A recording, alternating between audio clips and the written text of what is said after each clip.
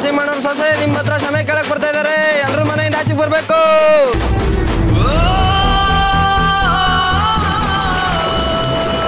ನರಸಿಂಹ ಅವ್ರ ಕಿರಿ ಸೊಸೆ ಆದ ನಾನು ಯಳಂದೂರು ನಂಜುಂಡಪ್ಪನವ್ರ ಮಗಳ ವಿಚಾರದಲ್ಲಿ ಮೂಗು ತೋರಿಸಿ ತಪ್ಪು ಮಾಡಿದ್ದೀನಿ. ಅದಕ್ಕೆ ಎಲ್ಲರ ಹತ್ರ ಕ್ಷಮೆ ಕೇಳ್ತಾ ಇದ್ದೀನಿ.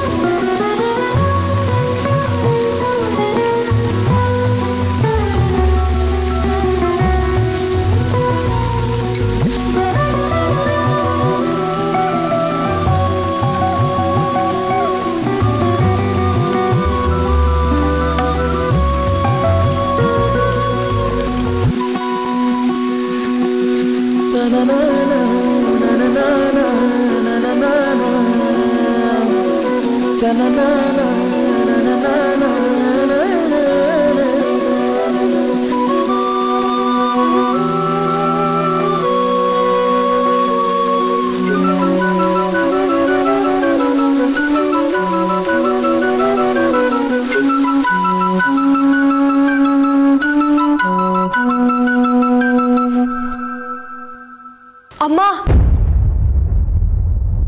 ಊರ್ ತುಂಬಾ ಮೆರವಣಿಗೆ ನಡೆದೇ ಹೋಯ್ತು. ನಂಜುಂಡಪ್ಪ ಎಷ್ಟೇ ಹೇಳಿದ್ರು ತಗ್ಲೇ ಇಲ್ಲ.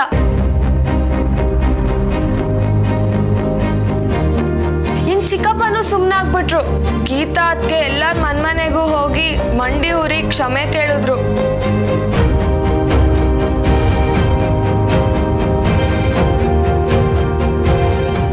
ಸಮಾಧಾನ ಏನಂದ್ರೆ ಲಕ್ಕಿ ಅಣ್ಣನು ಅದ್ಕೆ ಜೊತೆ ಊರ್ ತುಂಬಾ ಮೆರವಣಿಗೆಗೆ ಹೋದ.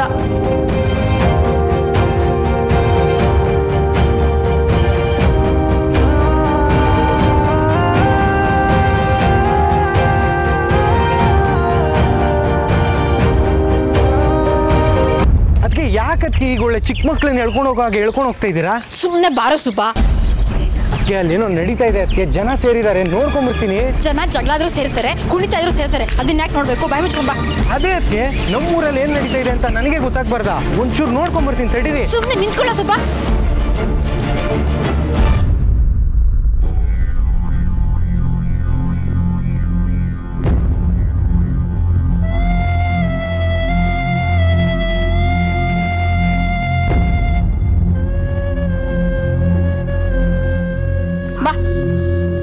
ಅದಕ್ಕೆ ಒಂದ್ಸಲ ನೋಡ್ಕೊಂಡ್ಬರ್ತೀನಿ. ಅದಕ್ಕೆ ಹೇಳಿದ ಮಾತು ಕೇಳೋ. ಅಲ್ಲಿ ಧೂಳು ಜಾಸ್ತಿ ಇದೆ, ನನ್ ಕಣ್ಗೂ ಬಿತ್ತು. ನಿನ್ಗೂ ಹಾಗೆ ಆಗತ್ತೆ. ಬಾ ಸುಮ್ಮನೆ.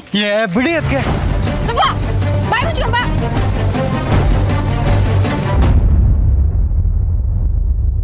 ಲಕ್ಕಿ,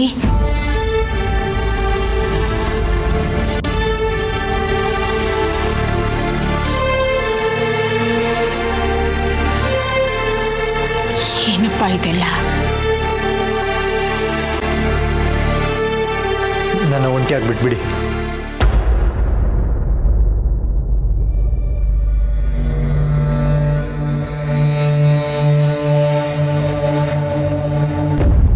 ನಿಂತ್ಕೊಳ್ಳೆ. ಈಗ ನಿನಗೆ ಸಮಾಧಾನ ಆಯಿತು ಅಲ್ಲ? ಊರು ತುಂಬ ಮರ್ಯಾದೆ ಹೋಯ್ತು. ಸಂಪಿಗೆ ದಿಬ್ಬದ ಬೀದಿ ಬೀದಿ ಅಲ್ದು ತಪ್ಪಾಯ್ತು ತಪ್ಪಾಯ್ತು ಅಂತ ಕೇಳ್ಕೊಂಡೆ ಅಲ್ಲ? ತಲೆ ತಗ್ಸಿದ್ದು ನೀನಲ್ಲ ಕಣೆ, ನಮ್ಮ ಮನೆತನ. ಇಷ್ಟು ದಿನ ಬೆಳಗ್ತಿದ್ದ ಮರ್ಯಾದೆ ಅನ್ನೋ ದೀಪನ ಬಂದ ಸೊಸೆಂದಿರು ಕಾಪಾಡ್ತಾರೆ ಅನ್ಕೊಂಡಿದ್ವಿ. ಆದ್ರೆ ನೀನದನ್ನು ಆರಿಸ್ಬಿಟ್ಟಿಯಲ್ಲೇ. ಸೊಸೆ ಅನ್ನೋ ರೂಪದಲ್ಲಿ ಬಂದು ಒಕ್ಕರಿಸ್ಕೊಂಡಿದ್ಯಾ. ಇನ್ನು ನಿನ್ನಿಂದ ಏನೇನು ಅನುಭವಿಸ್ಬೇಕು?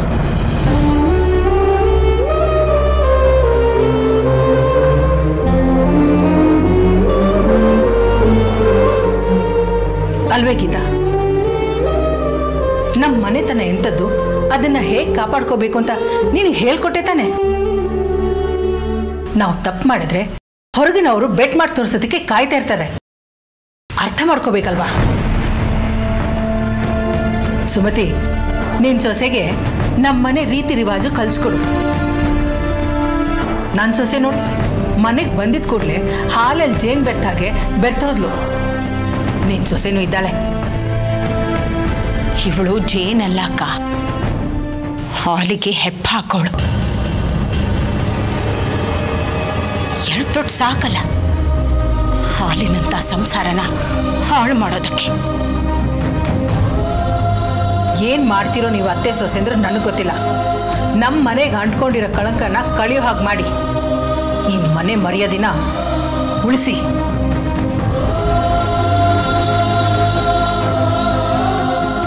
ಅದು ಯಾವ ಗಳಿಗೆಯಲ್ಲಿ ಬಂದು ನಮ್ಮ ಮನೆ ಸೇರ್ಕೊಂಡಿದ್ಯೋ, ಇನ್ನು ಏನೇನು ಮಾಡಿ ನನ್ನ ಮಗನ ಬಾಳ್ ಹಾಳು ಮಾಡಬೇಕು ಅಂತಿದ್ಯೋ, ನಮ್ಮ ಮನೆಗೆ ಮಸಿ ಬಳಿಬೇಕು ಅಂತಿದ್ಯೋ ದೇವರಿಗೆ ಗೊತ್ತು.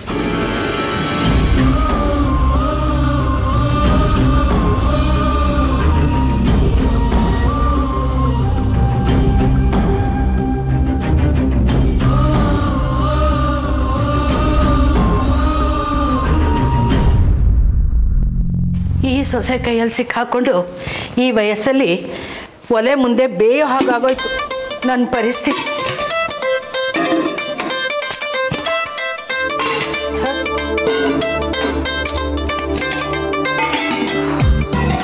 ಮಂಗಳ, ಏ ಮಂಗಳ, ಮಂಗಳ. ಅಯ್ಯಯ್ಯ, ಅದ್ಯಾಕೆ ಹಂಗೆ ಅರ್ಚ್ಕೋತಿದ್ದೀರಾ? ಸೂರು ಒಂದಾಗೋ ಹಂಗೆ ನನಗೆ ಹೇಳ್ತೀರಾ ಕಿರ್ಚ್ಬೇಡ ಅಂತ? ಹೌದು ಕಣೆ, ಕಿರ್ಚ್ಬಿಟ್ಟೆ, ತಪ್ಪಾಗೋಯ್ತು, ಕ್ಷಮಿಸ್ಬಿಡು. ಅಡುಗೆ ಮಾಡು ಅಂದೆಲ್ಲ, ಎಲ್ಲ ಡಬ್ಬ ಖಾಲಿ ಖಾಲಿ, ನಾನೇನು ಅಡುಗೆ ಮಾಡಲಿ? ಎಲ್ಲ ಡಬ್ಬ ಖಾಲಿ ಖಾಲಿ ಅಂದರೆ ದಿನಸಿ ಇಲ್ಲ ಅಂತ ಅರ್ಥ. ಹೀಗೆ ತಾರಮ್ಮಯ್ಯ ಅಂದ್ಬಿಟ್ರೆ ನಾನೇನೇ ಅಡುಗೆ ಮಾಡೋದು? ಗೊತ್ತಾಯ್ತಾ ನನ್ನ ಸಂಸಾರನ ಹೇಗೆ ತೂಗಿಸ್ಕೊಂಡು ಹೋಗ್ತೀನಿ ಅಂತ? ಹೌದು ತಾಯಿ, ನೀ ಸಂಸಾರ ತೂಗ್ಸೋಕೆ ತುಂಬ ಕಷ್ಟಪಡ್ತಾ ಇದೆಯಾ. ಈಗ ನಾನೇನು ಮಾಡಲಿ ಅದು ಹೇಳು. ಹಂಗೆ ಬಂದಿದ್ದ ದಾರಿಗೆ.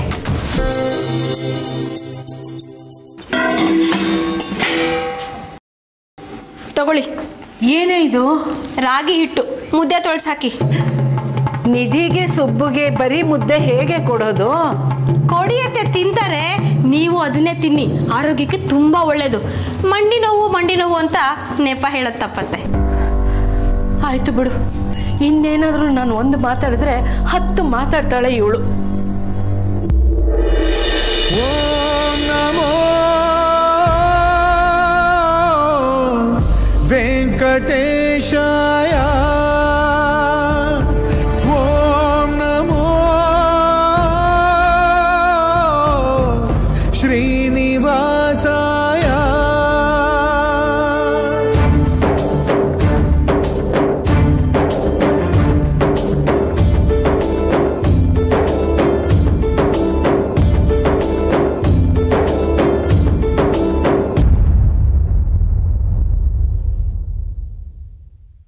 ದೇವ್ರೆ, ಯಾಕಿಂಥ ಪರೀಕ್ಷೆಗಳನ್ನ ತಂದೊಡ್ಡುತ್ತಿದ್ಯಾ?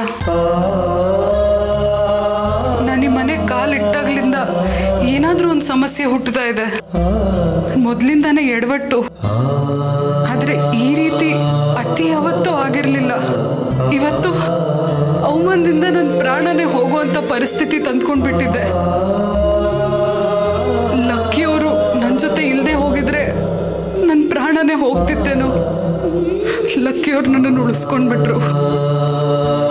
ಯಾಕೆ ಈ ರೀತಿ ಪರೀಕ್ಷೆಗಳನ್ನ ಕೊಡ್ತಿದ್ಯಾ ದೇವ್ರೆ? ನಮ್ಮ ಮನೆಯವರೆಲ್ಲ ನನ್ನ ಮೇಲೆ ಕೋಪ ಮಾಡ್ಕೊಳ್ಳೋ ಹಾಗಾಗಿದೆ. ಅಂಥ ಕೆಲಸ ಮಾಡ್ಕೊಂಡ್ಬಿಟ್ಟಿದ್ದೀನಿ ನಾನು. ಇನ್ನು ಹೇಗೆ ಅವ್ರಿಗೆ ನನ್ನ ಮುಖ ತೋರಿಸ್ಲಿ? ಹೇಗೆ ಕ್ಷಮೆ ಕೇಳಲಿ?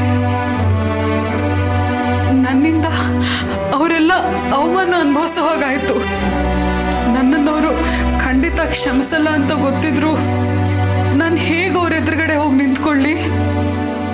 ಗೀತಾ, ಎಂಥ ಕೆಲಸ ಮಾಡ್ಕೊಂಡ್ಬಿಟ್ಟೆ. ಪಿಂಕಿ, ನನಗೊಂದು ಸಹಾಯ ಮಾಡ್ತೀಯಾ? ಇಂಥ ಪರಿಸ್ಥಿತಿಯಲ್ಲಿ ನಾನು ನಿನ್ನ ಜೊತೆ ಇರದೆ ಇನ್ಯಾರು ಇರ್ತಾರೆ ಹೇಳು?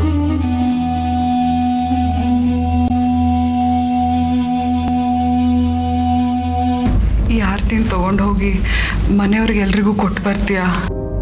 ಅದಕ್ಕೇನಂತ ಗೀತಾ, ಈ ಆರತಿನ ಎಲ್ರಿಗೂ ಕೊಟ್ಟು ನೀನೇ ಪೂಜೆ ಮಾಡಿದ್ದು ಅಂತ ಹೇಳ್ತೀನಿ. ಹಾಗೆ ಹೇಳ್ತೀಯಾ? ಹೌದು, ಮತ್ತೆ ನಿನಗೆ ಪಶ್ಚಾತ್ತಾಪ ಆಗಿದೆ ಅಂತ ಅವ್ರೆಲ್ರಿಗೂ ಗೊತ್ತಾಗ್ಬೇಕಲ್ವಾ? ಪಿಂಕಿ, ನೀನು ಮನೇಲಿ ಇರೋದೇ ನನಗೆ ಧೈರ್ಯ ಕಣೆ. ನೀನು ಇಲ್ಲದೆ ಹೋಗಿದ್ರೆ. ಈಗ ನಾನು ಇದ್ದೀನಲ್ವಾ, ನೀನೇನು ಟೆನ್ಷನ್ ಮಾಡ್ಕೋಬೇಡ.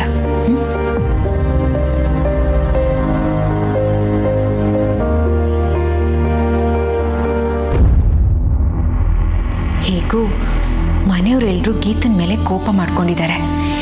ಎಲ್ರಿಗೂ ಒಳ್ಳೇದಾಗಲಿ ಅಂತ ನಾನೇ ಪೂಜೆ ಮಾಡ್ಕೊಂಡು ಬಂದೆ ಅಂತ ಆರತಿ ಕೊಡ್ತೀನಿ. ಆಗ ಎಲ್ರಿಗೂ ನನ್ನ ಮೇಲೆ ಪ್ರೀತಿ ಇನ್ನೂ ಜಾಸ್ತಿ ಆಗುತ್ತೆ. ಈ ಪೆದ್ಗುಂಡಿನೇ ನನಗೆ ಅವಕಾಶ ಮಾಡಿಕೊಟ್ಲು.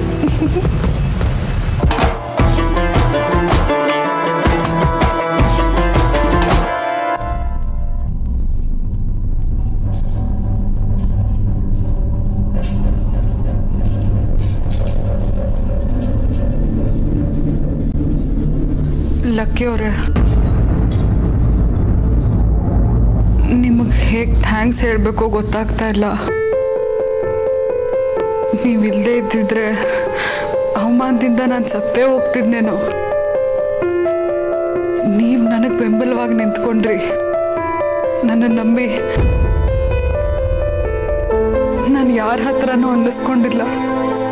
ಅಂಥದ್ರಲ್ಲಿ ಇಡೀ ಊರಿನ ಮುಂದೆ, ಪಂಚಾಯಿತಿ ಮುಂದೆ ನಾನು ತಲೆ ತಗ್ಸೋ ಹಾಗಾಯ್ತು. ಮೆರವಣಿಗೆ ಹೋಗ್ಬೇಕಾಯ್ತು.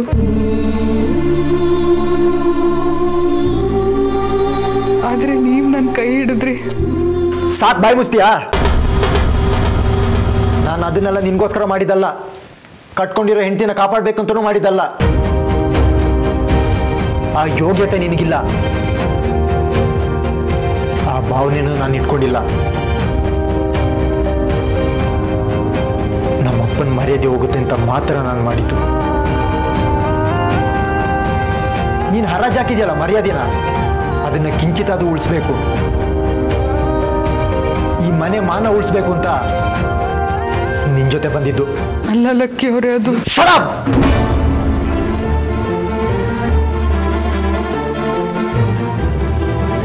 ಒಂದು ಮಾತಾಡ್ಬೇಡ ನೀನು.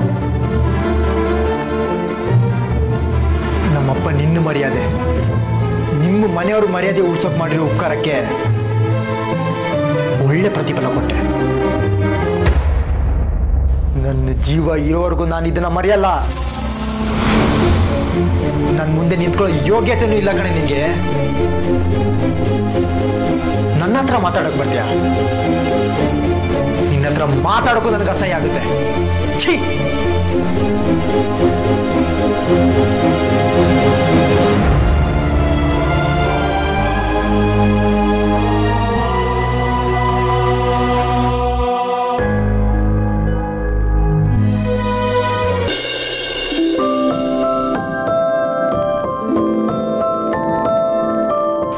ನೀವು ಕೂತ್ಕೊಳ್ಳಿ, ನಾನು ಬಡಿಸ್ತೀನಿ. ಇಲ್ಲಮ್ಮ, ನೀ ಕೂತ್ಕೊ, ನಾನು ಬಡಿಸ್ತೀನಿ. ಅಲ್ಲ ಅತ್ತೆ, ನಾನೇ. ನೀ ಕೂತ್ಕೊ. ನೀನು ಕೂತ್ಕೋ ಸುಮತಿ. ಇಲ್ಲ ಅಕ್ಕ, ನಂಗೆ ಯಾಕೋ ಸೇರ್ತಿಲ್ಲ. ನಮಗ್ ಸೇರತ್ತಾ? ನಮ್ಗೇನು ತಿನ್ಬೇಕು ಅಂತ ಆಸೆನಾ? ಮನೇಲಿ ಇಂಥದ್ದೇನಾದ್ರೂ ನಡೆದ್ರೆ ಒಂದು ತುತ್ತು ಇಳಿಯಲ್ಲ, ಹಾಗಂತ ಉಪವಾಸ ಇರಕ್ಕಾಗತ್ತಾ? ಮನೇಲಿ ಕೆಲಸ ಎಲ್ಲ ನಡಿಬೇಕಲ್ವಾ? ತಾಕತ್ ಬೇಡವಾ? ಎಲ್ಲಿ ಅವಳು? ಯಾರಕ್ಕ? ಅದೇ ನಿನ್ನ ಮುದ್ದಿನ ಸೊಸೆ. ನನಗೆ ಗೊತ್ತಿಲ್ಲ ಅತ್ತೆ. ಅವಳು ರೂಮಲ್ಲಿ ಇದ್ದಾಳೆ ಅನ್ಸುತ್ತೆ. ನಾನು ಅಲ್ಲಿಗೆ ಊಟ ತಗೊಂಡೋಗಿ ಕೊಡ್ತೀನಿ. ಏನು ಬೇಕಾಗಿಲ್ಲಮ್ಮ, ಅಲ್ಲೇ ಉಪವಾಸ ಬಿದ್ದಿರ್ಲಿ.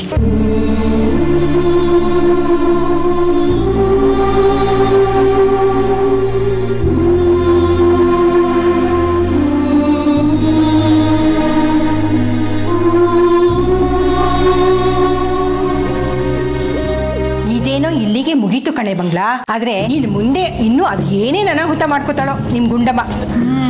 ಅದು ನಿಜಾನೇ. ಕುತ್ತಿಗೆಗೆ ಬಂದಿದ್ದಿದ್ರೆ ಅವ್ರ ಮನೆಯವ್ರು ಸುಮ್ಮನೆ ಬಿಟ್ಟಿರ್ತಿದ್ರ.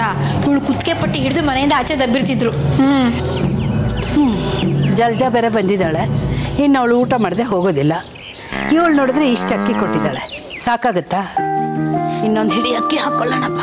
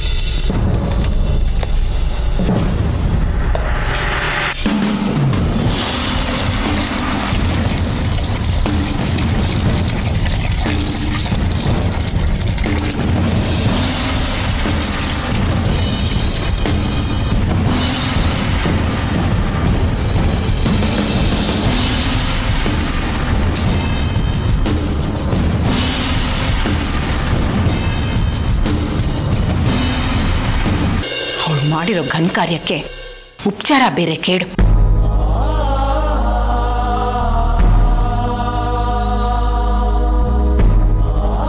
ಅವಳಿಗೆ ಸ್ವಲ್ಪನಾದ್ರೂ ಮರ್ಯಾದೆ ಇದ್ದಿದ್ರೆ ವಾಪಸ್ ಮನೆಗೆ ಬರ್ತಿರ್ಲಿಲ್ಲ ಅವಳು.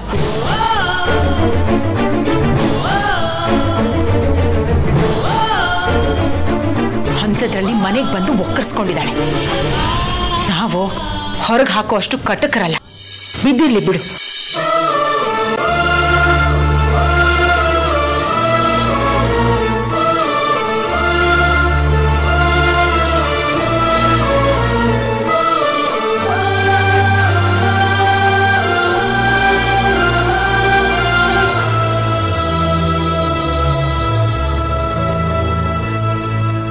ಅದಕ್ಕೆ ಇನ್ನೊಂದು 4 ದಿನ ಆದಮೇಲೆ ನಾನು ಅವ್ರ ಮನೆಗೆ ಹೋಗ್ಬಿಟ್ಟು ಬರ್ತೀನಿ. ಹೋಗಿ ಬನ್ನಿ ಜಲ್ಜಕ್ಕ. ಹಾಗೆ ನಮ್ಮ ಗುಂಡಮ್ಮಂಗೆ ಒಂದು 4 ಒಳ್ಳೆ ಮಾತು ಹೇಳಿ ಬನ್ನಿ. ಆಯಿತು, ಹೇಳ್ಬಿಟ್ಟು ಬರ್ತೀನಿ. ನನಗೇನು ಬಿಡೆ ಮಂಗ್ಲಾ, ಇರೋದು 2 ಹೆಣ್ಮಕ್ಳು. ಆ ಮಗಳ ಮನೇಲಿ 2 ತಿಂಗಳು, ಈ ಮಗಳ ಮನೇಲಿ 2 ತಿಂಗಳು ಇದ್ದು ಹೇಗೋ ಕಾಲ ಹಾಕ್ಬಿಡ್ತೀನಿ. ನೀವು ಬಿಡಿ, ಪುಣ್ಯವಂತರು. ಆ ಮಾತನ್ನು ನಾನು ಹೇಳಬೇಕು. ಸೊಸೆ ಕೈಯಲ್ಲಿ ಅನ್ನಿಸ್ಕೊಳ್ಳೋ ಕರ್ಮ ಏನೋ ಜಲ್ಜಂಗ್ ಬಂದಿಲ್ಲ. ನೋಡಿ ಜಲ್ಜಕ್ಕ ಹೆಂಗಂತಾರೆ ಅಂತ. ನಾನು ಯಾವತ್ತಾದ್ರೂ ಇವ್ರನ್ನ ಅಂದು ಆಡಿದಿನ? ಸೊಸೆಯರು ಯಾವತ್ತಿದ್ರು ಹೊರಗಿನವರೇ ಅಲ್ವಾ?